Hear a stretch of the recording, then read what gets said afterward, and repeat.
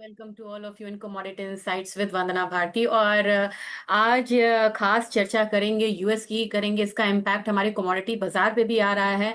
और सबसे बड़ी खबर यहाँ पे है कि ट्रम्प का जो ड्रीम बिल था, बिग ब्यूटीफुल बिल, वो यहाँ पे पास हो चुका है। सेनेट में, पार्लियामेंट में ये आना है और 50-51 के इससे पास हुआ, रेशियो से ये पास हुआ।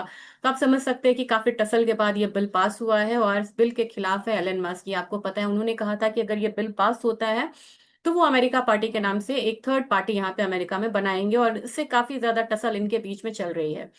तो जो टसल अब ट्रेड वॉर का हो रहा था बाकी कंट्रीज से, अब ये इनके इंटरनल मतलब मैटर में भी, यानी कि अमेरिका में खुद भी यहाँ पे जो टसल्स है वो शुरू हो चुके हैं। और अगर ट्रेड डील की बात की जाए तो ट्रेड डील में आपसे कुछ न्यूज ही मैं पहले शेयर करना चाहूंगी, काफी इंपॉर्टेंट है ये।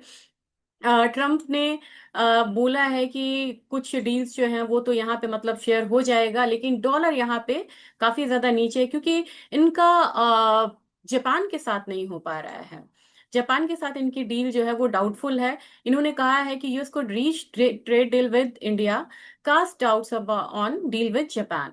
तो यहाँ पे एक चीज तो है कि इंडिया के साथ यहाँ पे होने की उम्मीद है, और जापान के साथ एक इनका थोड़ा सा यहाँ पे डाउटफुल लग रहा है, जिसकी वजह से जापानीज मार्केट गिरी हुई है। अगर आप देखेंगे तो आपको इंटर मार्केट एनालिसिस करना बहुत जरूरी है जब आप यहाँ पे ट्रेडिंग कर रहे हो, कमोडिटी में चाहे किसी भी चीज में। मेजर इंडाइसेस अगर आप यहाँ पे देखेंगे, जो कि मेजर यहाँ पे स्टॉक्स मार्केट है, इंडेक्स है वर्ल्ड का, सारे यहाँ पे जो है, डाउ जोन्स यहाँ पे 0.91% अपसाइड है। लेकिन आप देखेंगे कि हायर साइड पे अब यहाँ पे S&P 500 में भी एक स्लगिश मूव है, नेस्डेक में भी स्लगिश मूव है। फिर आप देखेंगे तो बोवेस्पा ब्राजील का, ये तो यहाँ पे थोड़ा सा अपसाइड दिखा रहा है।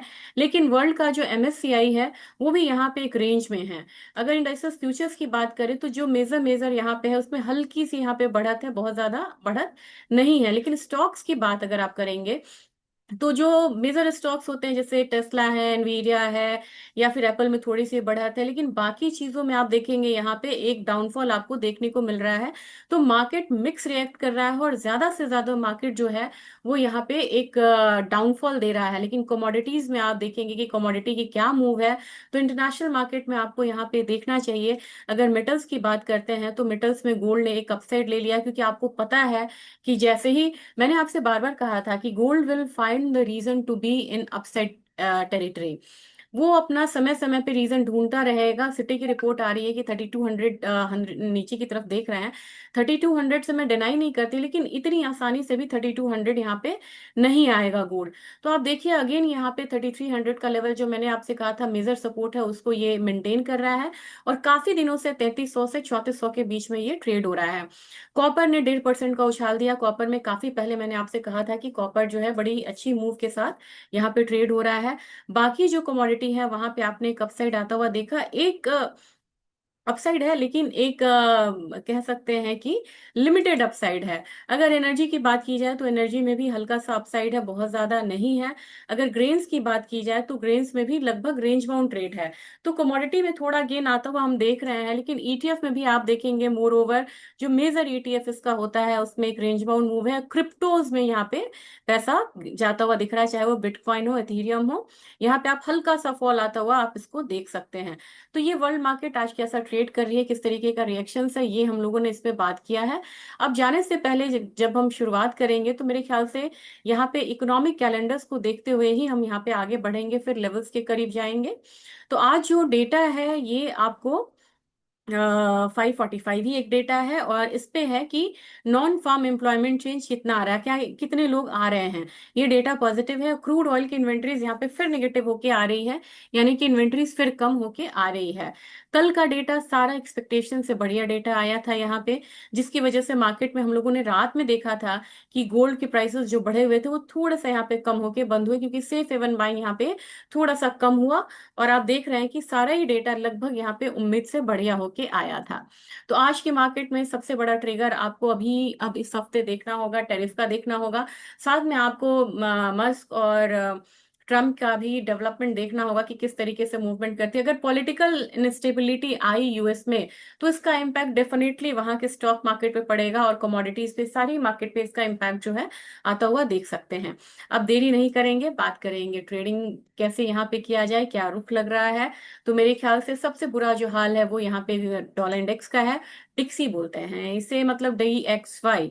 और 12 महीने में देखेंगे तो इतना मेजर फॉल जो है ये हम लोगों ने नहीं आता हुआ देखा था सिंस 1971 या 73। यहाँ पे बहुत मेजर फॉल हम लोगों ने आता हुआ देखा है। एक 110 का जो डॉलर इंडेक्स था वो अब 97 से नीचे ट्रेड हो रहा है। और लग रहा है कि एक डाउनसाइड अभी और यहाँ पे देखना बाकी है। तो थोड़ा सा डॉलर इंडेक्स पे आज रिव्यू करना जरूरी है, क्योंकि इसने न्यू सपोर्ट्स को तोड़ा है। तो यहाँ पे अगर 96 के करीब ये नहीं संभलता है तो मेरे ख्याल से नेक्स्ट आप यहाँ पे आता हुआ देख सकते हैं 95 वाला लेवल। 95 से लेके 95.5 वाला लेवल आप डॉलर इंडेक्स में आता हुआ देख सकते हैं। और ये लेवल आपको मिला था 2022 में, इस बात का ध्यान में हम रखेंगे। डॉलर डाउ जोन्स में आज एक अपसाइड है, और बाकी इंडाइसेस में डाउन साइड है, और डॉलर डाउ जोन्स में अपसाइड है। ये इसलिए है क्योंकि मैंने आपसे कई बार कहा है कि ये इंडस्ट्रियल एक्टिविटीज को रिप्रेजेंट करता है डाउ जोन्स, जिसकी वजह से हमने देखा कि कल जो डेटा पॉजिटिव आया तो आज इसने एक अपसाइड लिया है। अब सीधा सीधा आते हैं गोल्ड पे। गोल्ड 1340 ट्रेड कर रहा है स्पॉट मार्केट में। स्पॉट मार्केट में ट्रेड कर रहा है, कितना डॉलर ऊपर है, ये 0.1 डॉलर ऊपर है। यानी कि जो भी इसका एक जो डाउनसाइड था उसको इसने कवर करके फिर ये तेजी की तरफ बढ़ना चाह रहा है। फ्यूचर्स भी 3352 के करीब है, यहाँ पे $2 ऊपर है। और हमारी मार्केट यहाँ पे तैयार हो रही है, क्योंकि यहाँ पे 11 पैसा रुपया डेप्रिशिएट हुआ है, 85.67 के करीब है। गोल्ड कितना आ रहा है? गोल्ड हमारी मार्केट में आ रहा है 97,297, यानी कि 97,300 मान के चले, दिक्कत नहीं है। कल का हाई ये चेज कर सकती कमोडिटी। कल हाई कितनी लगी थी? 97,650। अगर इससे ज्यादा अगर कोई पॉलिटिकल स्टेटमेंट्स आते हैं ट्रम्प या एलन मस्क की तरफ से, तो आप 98,000 का लेवल्स पे आता हुआ देख सकते हैं, क्योंकि अब ये जियो पॉलिटिक्स पे बहुत ज्यादा ट्रेड हो रहा है। और यहाँ पे डाउन साइड कितना होना चाहिए ये काफी इंपॉर्टेंट है। 96,500 के करीब अपना एक सपोर्ट लेते हुए ये कमोडिटी दिख रही है। कल सिल्वर के बारे में मैंने कहा था 1,07,000, इस ये तो गया 1,07,895 आया, यानी कि 1,08,000 के करीब गई ये कमोडिटी। लेकिन इसने क्लोजिंग नहीं दी है, इस बात का जरूर ध्यान में रखिएगा। इसने क्लोजिंग नहीं दिया। अगर ये क्लोजिंग देता है इससे नीचे का, ऊपर का, तो मेरे ख्याल से तब एक जो है कंफर्मेशन आएगी। लेकिन सिल्वर ETF या फिजिकल सिल्वर आप बाइंग करिए, 2-3 साल का टाइम मुझे दीजिए। मेरे इस पे थोड़ा सा आप अपना पोर्टफोलियो वो करिए, 2-3 साल के बाद देखिए कि ये कमोडिटी कहाँ जाती है। सिल्वर ETF है, तो अगर आपने जल्दी चर्न करना है तब आप ये मत करिए। लेकिन अगर आपका 2-3 साल का ध्यान है इन्वेस्टमेंट पर्पज से, तो प्लीज सिल्वर में आप निवेश करें। तो अगेन 1,07,000 से ऊपर जाता है तो फिर ये चेज करेगा 1,09,000 का लेवल, और सपोर्ट वहीं पे अभी कायम है, 1,05,000 मान के चल सकते हैं। अब यहाँ पे क्रूड जो है बिल्कुल रेंज में ट्रेड हो रहा है।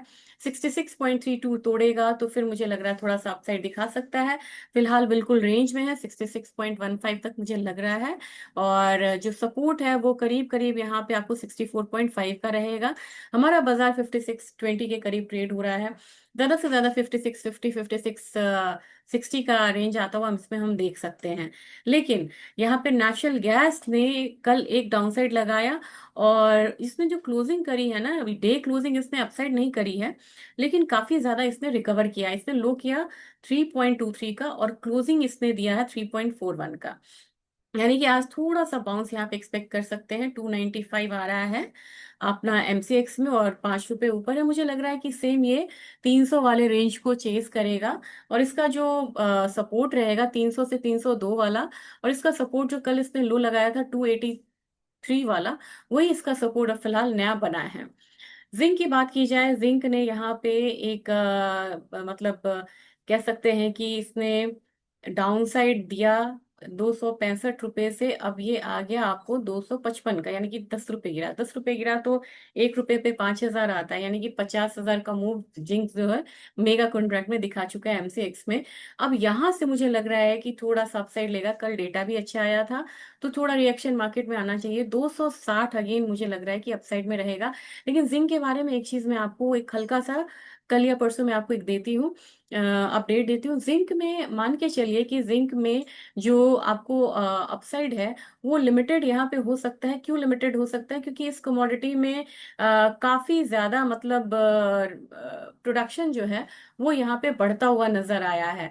तो मेरे ख्याल से 2025 में जो अगर प्रोडक्शन बढ़ने की बात यहाँ जिंक में हो रही है, उसका इम्पैक्ट आपको प्राइसेस पे आता हुआ दिखेगा। तो जो भी आप अपसाइड करें, 62 आता है, 265 आता है, आप वहां पे आपको निकलना भी चाहिए जल्दी से। जिंक के बाद बात होगी एल्यूमिनियम की। एल्यूमिनियम ने अच्छा खासा एक मूव दिखाया और कल एक हाई लगी थी 250 का। अगेन इस कमोडिटी ने 250 252 को चेज करना है और वहां से फिर वापसी आना है। तो 252 हायर जोन रहेगा। हमारा जो लोअर सपोर्ट रहेगा ये 248 के करीब रहेगा। आज जो बायस है वो थोड़ा यहाँ से अपसाइड का ही रहेगा।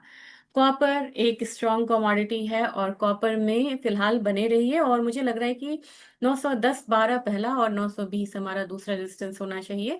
और ये कमोडिटी का 880 का सपोर्ट है और बढ़ना चाहिए इस कमोडिटी को। इस कमोडिटी के बारे में आप काफी सारा न्यूज आते हुए देखेंगे। काफी सारी बातें भी इस पे हो रही हैं कि किस तरीके से सप्लाई स्क्वीज है। तो पहले कमोडिटी में गोल्ड में मूव आया, सिल्वर में मूव आया, प्लैटिनम में आया, कॉपर में अब आ रहा है। तो कॉपर की अब बारी है यहाँ पे। तो इस रैली को आप एंजॉय करिए। और इसके बाद हम चलेंगे सीधा सीधा एग्री काउंटर पे। एग्री काउंटर पे क्या हो रहा है?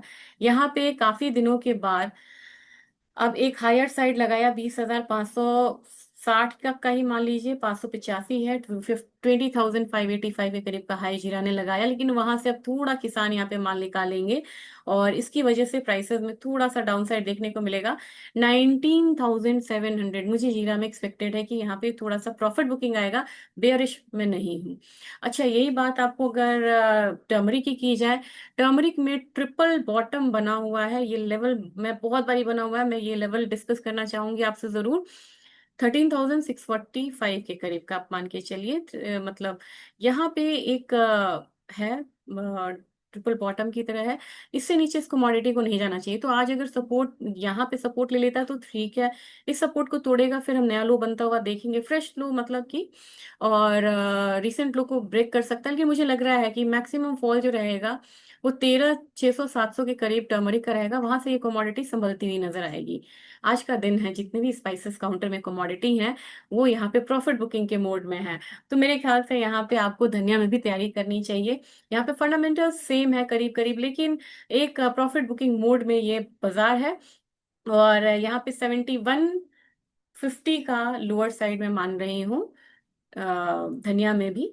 और कैस्टर सीड भी यहाँ पे थोड़ा सा संभल रहा है, नीचे की तरफ आ सकता है। कैस्टर में मैंने कहा भी था कि आपको प्रॉफिट बुकिंग करनी चाहिए इस लेवल पे। इसने हाई लगाया 6884 का, 6900 से 7000 पे। मैंने कहा था कि कैस्टर जो है वो आप यहाँ पे एक बारी आ, थोड़ा सा मतलब कि ध्यान दीजिए और वहां से प्रॉफिट बुकिंग करिए। तो मेरे ख्याल से थोड़ा सा प्रॉफिट बुकिंग जोन कंटिन्यू हो सकता है। यही हाल हमारा ग्वार का भी है। ग्वार काउंटर काफी अच्छा चला। ग्वार में मैंने स्पेशल वीडियो शेयर किया है, वो जरूर आप देखिए, कल के दिन का है। और उसमें मैंने रीसेंट फैक्टर्स यहाँ पे शेयर किए हैं और सीजनैलिटी बताई है और क्यों यहाँ से हायर साइड रहना चाहिए ये भी मैंने आपको बताया। प्लीज उस पर ध्यान दीजिएगा। और इसके बाद ग्वार सीड में थोड़ा सा प्रॉफिट बुकिंग रहेगा तो 5180 तक जा सकता है। वैसे ही ग्वार गम की बात की जाए तो ग्वार गम में संभलती है मार्केट तो 9800, नहीं तो नीचे 9680 तक ये कमोडिटी जा सकती है। ये आज का अपडेट था और होप सो आपको ये अपडेट अच्छा लगा होगा। ज्यादा से ज्यादा शेयर करिएगा, इसकी रीच बढ़ाइए वीडियो की। Thank you.